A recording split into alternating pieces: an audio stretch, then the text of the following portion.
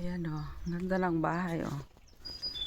Yan lang yung bahay na nakita kong may gate. Ayan o. Yung gate niya. Ganda ng garden. Ganda o. Malinis.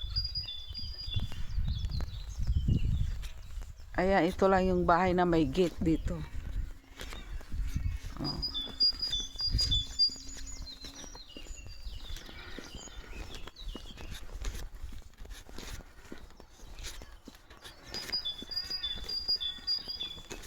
Ito walang gate. Puro din yung nila. Halaman.